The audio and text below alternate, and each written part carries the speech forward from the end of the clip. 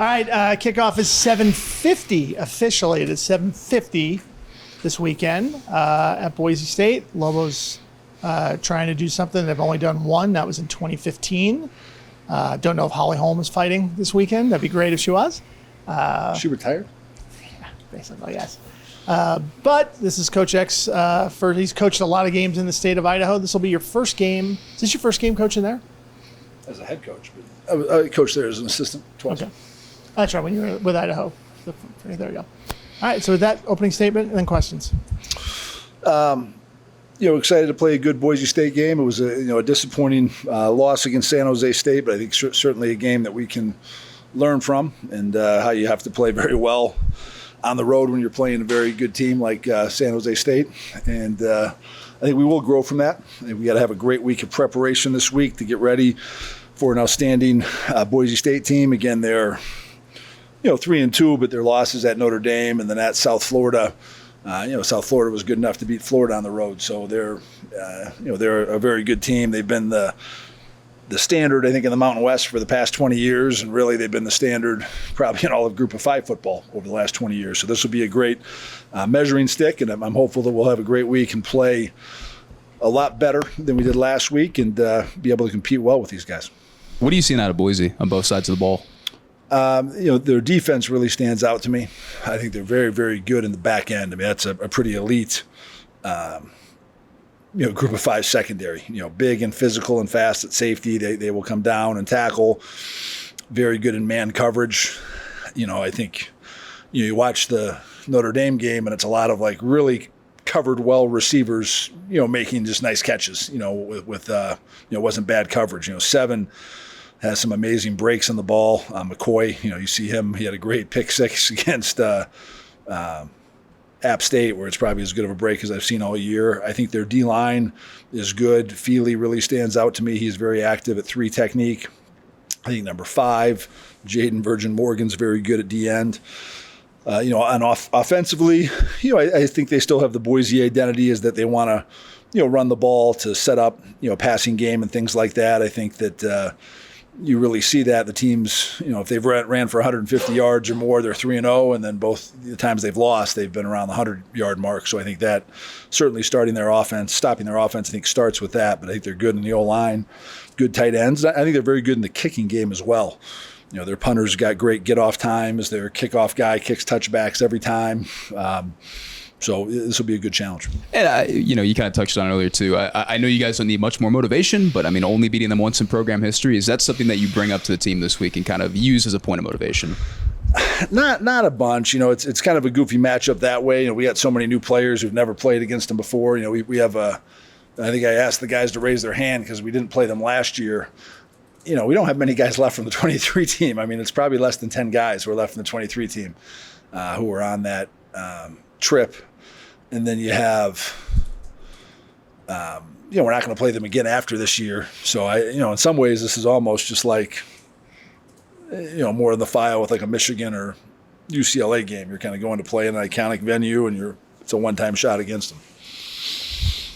I guess on that note, since you already have those games against the Michigans, the UCLAs, is there even an intimidation factor heading over, play on the blue turf, play against, the top team in the Mountain West over the last 20 years? I think this is an intimidating venue. I think they have a very good crowd, but I think certainly playing at Michigan is good practice for something like this, because it'll be, their fans will be into it. We're going to use crowd noise all this week to get ready for it and be ready for the noise. But, I think, again, we've had other games with noise, so I think that, it'll certainly be louder than it was at the Rose Bowl. And Coach, obviously head coach at Idaho for the past couple of years. And is this going to be your first time returning to Idaho? For a game, it took us a few months to get, my family back and forth. So, I went back probably spring break, March of last year and things to Idaho. But, family moved out at the end of March, so I haven't been back since then. And is there any update on the injured UNM Lobos? Murphy, Johnson, Abe? We're still waiting on a few guys. I think we'll know more Thursday when the availability report, comes out with things. We got a few guys who are nicked up who might be limited today, and we'll know about. I think Clint Stevens has been officially ruled out, but I believe he's the only guy who's been officially ruled out at this point.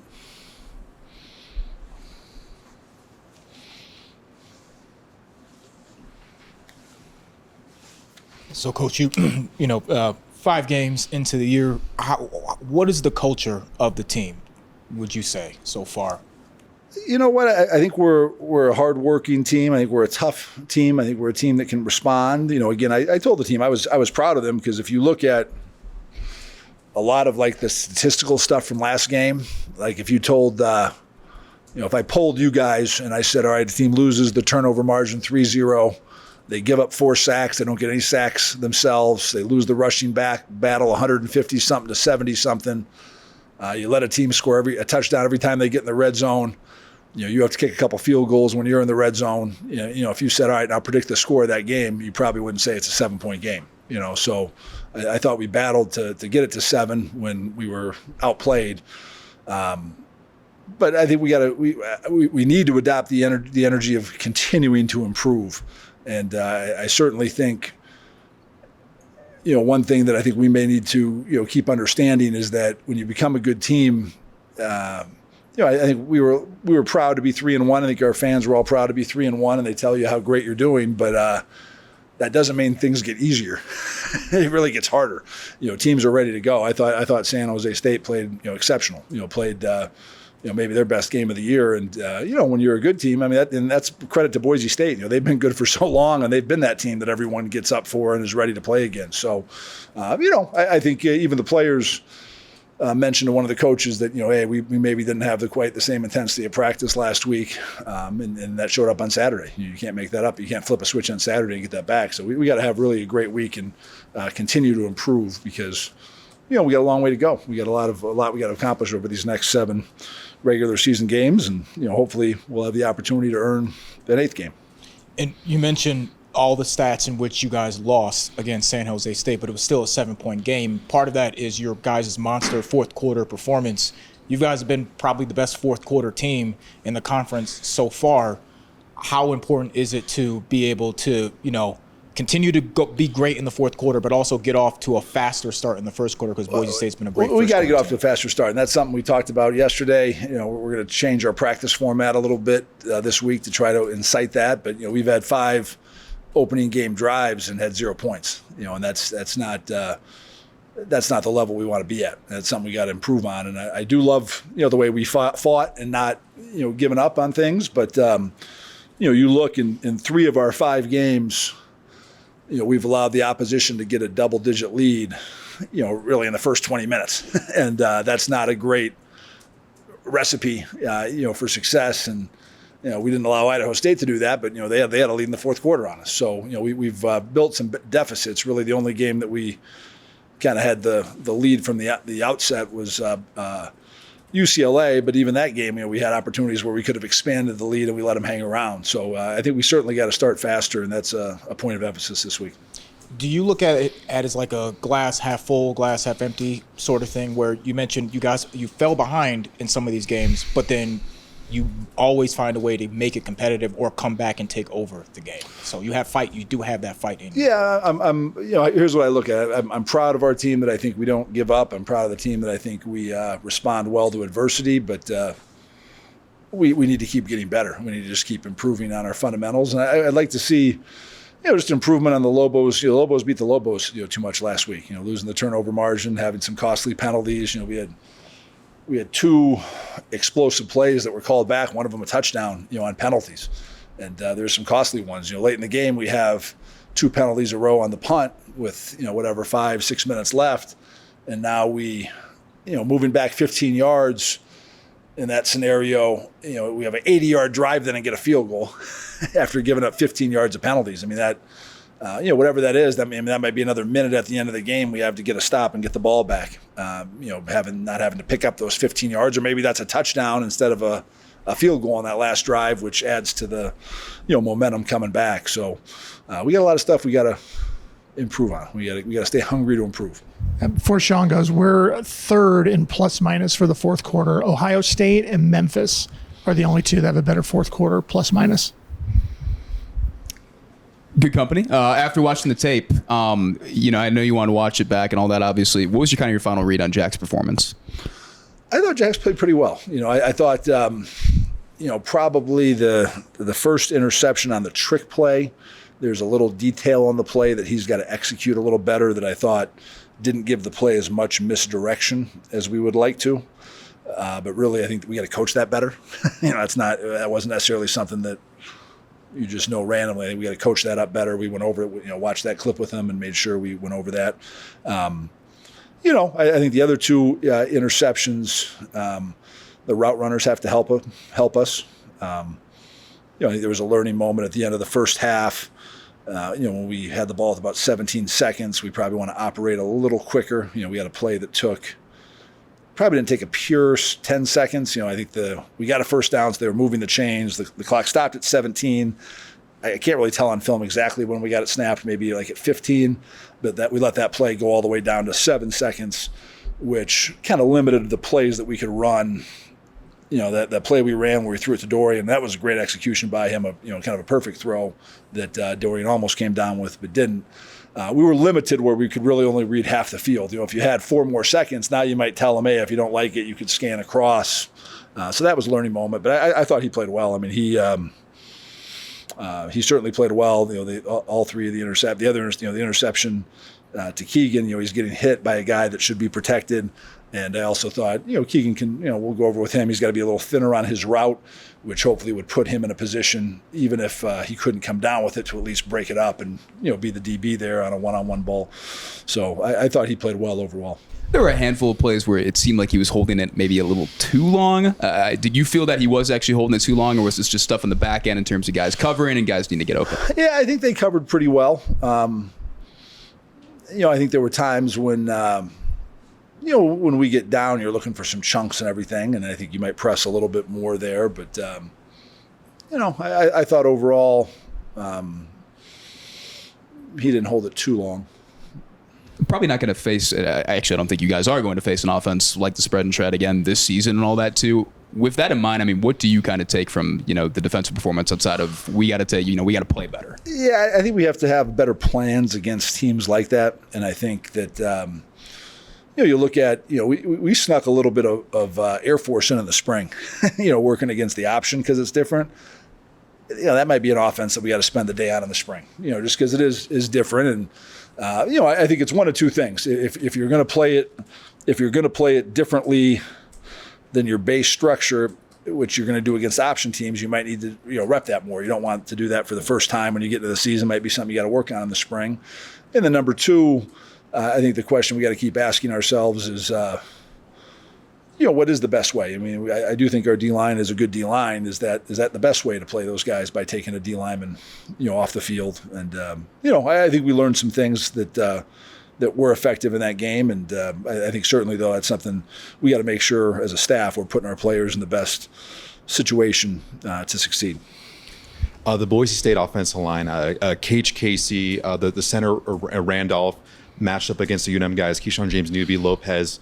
What are some stuff that you've seen from the Boise State offensive line? I think their O-line's good. I think their tackles are good. So I think this will be a great test for Keyshawn and our entire D-line. I think they're a physical D-line. They've had some injuries inside. They played a little different center last week against Notre Dame, and there were times when you could tell he maybe didn't have the rhythm with the other guys that you'd like to have. But I've been impressed with their tackles. I think they protect well on the edge, and they're a physical group.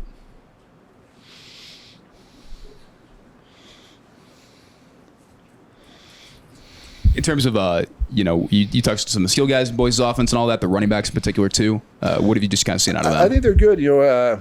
Gaines, Riley, Sherrod. I mean, they do some creative stuff. I mean, they threw a little screen to Sherrod against Notre Dame that he takes off, and he's got some great bursts. So, they filled in nicely there. I know that obviously they lost a great one with Genty, but I think they're good at back, and they've been able to get some great explosiveness in their running game.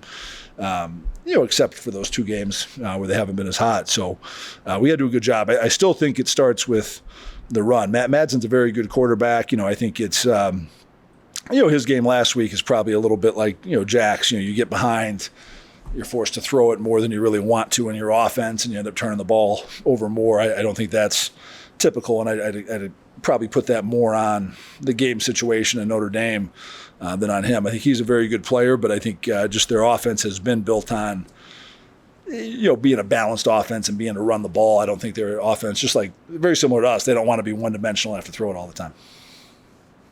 We got to play more physical on both sides of the ball this week. I thought I was disappointed by our physicality last week. I thought, and credit San Jose, I thought they out-physicaled us in the game, and you lose a large percentage of the games where you get out-physical.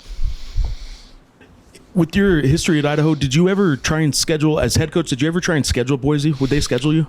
I was interested in it. We were scheduling too far out. I mean, I would, even if we did, I wouldn't have got to them. I saw, ironically, the Boise guy told me they just scheduled the series with Idaho State now. So, I think in-state rivalries are good. I think it's awesome for our state to have the New Mexico State game every year, even though we're in different conferences. And, you see it a lot out west. Northern Arizona plays Arizona State every other year. And I just think those are neat games for the state, and that's kind of what I had proposed, because we were playing a Big Sky Mountain West matchups were happening every year between Boise and between Idaho and between Idaho State.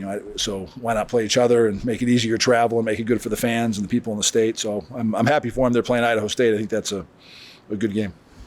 Despite not playing, when you're in the same state and they're the big dog in football in Idaho, I get it. What did you see about their program that you admired, and kind of what did you learn about the program as just being in the state?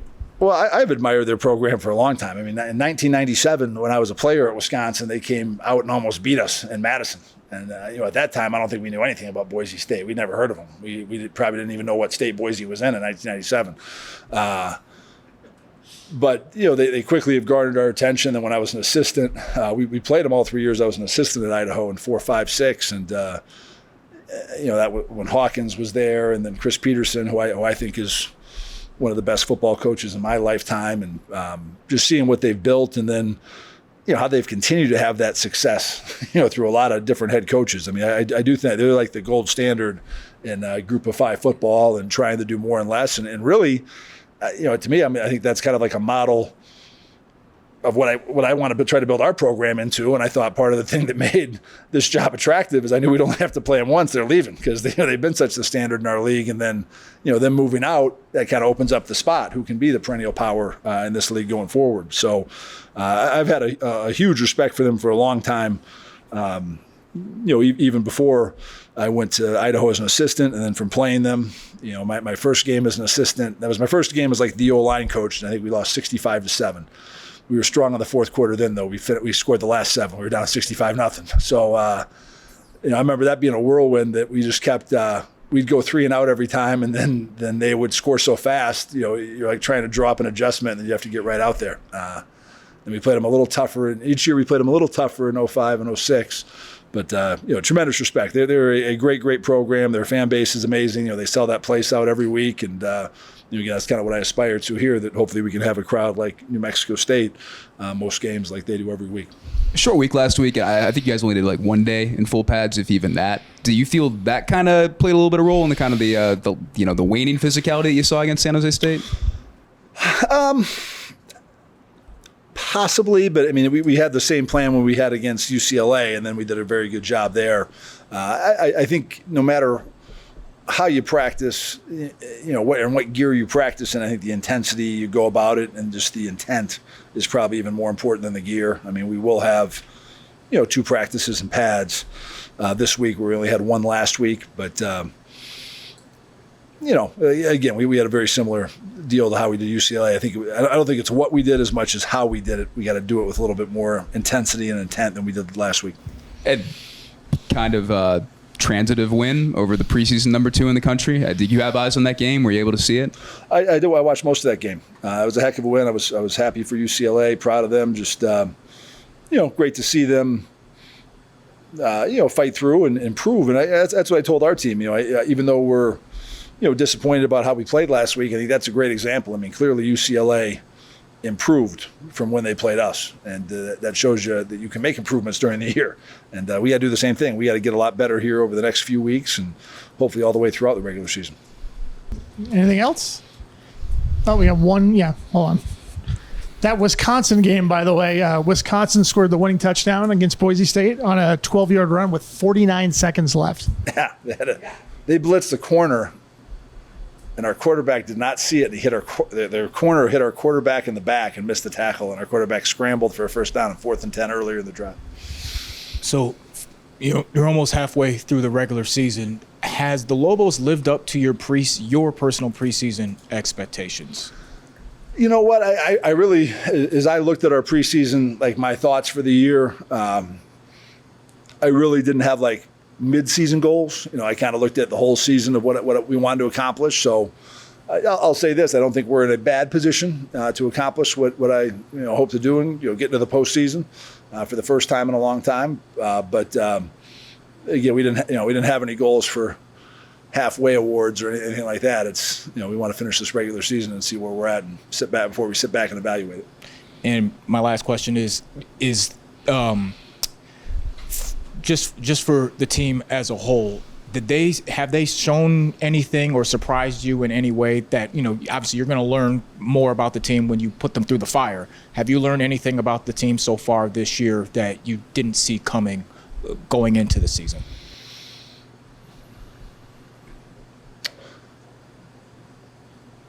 I don't really think so. Again, I got my ear pretty close to the ground, trying to look at all things. I do think that we've come together probably better and faster than I had hoped, and I think we're probably responding to adversity better than I had hoped. And I'm anxious to see how we practice today. This will be our first practice in pads. We just had a walkthrough last night since that last loss, and I'm optimistic to see how we respond. I think we'll respond well, but I think that's sometimes when you're rebuilding the program, the toughest thing is how do you respond to adversity, because it can be sometimes where you expect bad things to happen because they happened bad in the past. So, but that'd probably be the biggest thing, but not a ton of surprises. Coach, statistically, you and Boise State are remarkably similar in many categories offensively.